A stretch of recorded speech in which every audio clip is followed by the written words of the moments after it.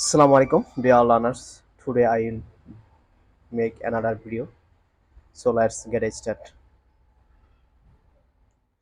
Subject plus will be plus V1 ভার্বের সাথে ing যার অর্থ হচ্ছে থাকবে বা থাকবো, চলতে থাকবে, যাইতে থাকবে, করতে থাকবে, করতে থাকবে, করতে থাকবো, এরকম সেন্টেন্স তৈরি করে ক্ষেত্রে আমরা এই রুলসটা তৈরি করব। তো আমি যেতে থাকবো, আই উইল বি গোয়িং। আমি যেতে থাকবো, আই উইল বি গোয়িং। যদি ওর মধ্যে আমি খেতে থাকবো, আই উইল বি ইটিং। আমি খেতে থাকবো, ঠিক আছে। So we will be helping you. আমরা তোমাদেরকে সাহায্য করতে থাকবো, ঠিক আছে। We will be helping you. আমরা তোমাকে সাহায্য করতে থাকবো, ঠিক আছে। তো এরকম কোনো সেন্টেন্স তৈরি করতে চাইলে আমরা সহজে সেন্টেন্স তৈরি করতে পারবো। Subject plus will be plus ভার্বের সাথে আইএনজি, ঠিক আছে। যে আই উইল বি গোয়িং, আমি যেতে থাকবো। যে we will be helping you, আমরা তোমাকে সাহায্য করতে থাকবো, ঠিক আছে। যে আমি খাইতে থাকবো, আমি যাইতে থাকবো, ঠিক আছে।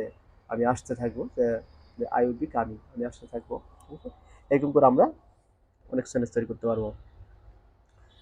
তারপরে sentence subject plus will, let plus person অথবা থিংস জিনিসের ক্ষেত্রে প্লাস V1 মানে ভার্বের প্রেজেন্ট ফর্ম, ঠিক আছে। মানে ভবিষ্যতে অনুমতি দিব বা দিব না অর্থে এই সেন্টেন্সটা তৈরি করতে হয়। মানে অনুমতি দিব কি দিব না, লেট ব্যবহার করবো, উইল লেট। অনুমতি দিব বা অনুমতি দিব না, ঠিক আছে। এরকম ক্ষেত্রে আমরা এই সেন্টেন্সটা ব্যবহার করবো। সো আমি তোমাকে যেতে দিব, আই উইল লেট ইউ গো।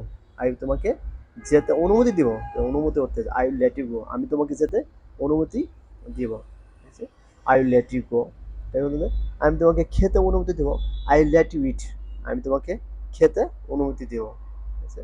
এখন এটা যদি বলা যায় যে আমি তোমাকে খেতে অনুমতি দিব না, ঠিক আছে। খেতে বা যেতে অনুমতি দিব না, যে I will not let you go.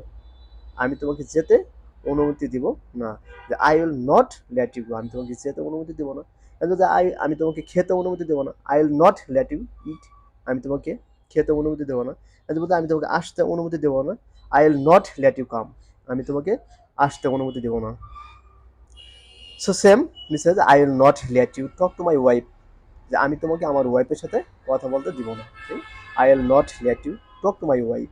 আমি আমার ওয়াইফের সাথে কথা বলতে দিব না। তারপর সেন্টেন্স যে she will not let me marry. সে আমাকে বিয়ে করতে দেবে না, ঠিক। যে she will not let me marry, সে আমাকে বিয়ে করতে অনুমতি দিবে না। এখন এটিকে আমি প্রশ্ন করে দিই, ঠিক আছে। যে will you let me use your car. যে যে তোমার গাড়িটিকে আমাকে ব্যবহার করতে দিবে, ঠিক আছে। ব্যবহার করতে দেবে, will you let me. Will you let me, তুমি কি আমাকে অনুমতি দিবে ইউজ ইউর কার, তোমার গাড়ি ব্যবহার করতে? নো, ঠিক আছে। তো আমরা এরকম করে অনেক সেন্টেন্স তৈরি করব। So next sentence subject plus will make plus person plus V1, ঠিক আছে। ভার্বের পাস বেস প্রেজেন্ট ফর্ম। তো আমি তোমাকে দিয়ে কাজটি করাবো, আই উইল মেক ইউ মানে বানাবো, উইল মেক মূলত মানে কোনো কিছু তৈরি করা বা কোনো কিছু বানানো, ঠিক আছে। সেটা যেহেতু পার্সনের ক্ষেত্রে সেটা আমরা এখানে যে করাবো এরকম অর্থটা ব্যবহার করবো। তো আমি তোমাকে দিয়ে কাজটি করাবো, I will make you do the work. আমি তোমাকে দিয়ে কাজটি করাবো, I will make you do the work. আমি তোমাকে দিয়ে কাজটি করাবো। You will not make me clean the room. You will not make me clean the room. তুমি আমাকে দিয়ে রুমটি পরিষ্কার করাতে পারবে না, ঠিক আছে।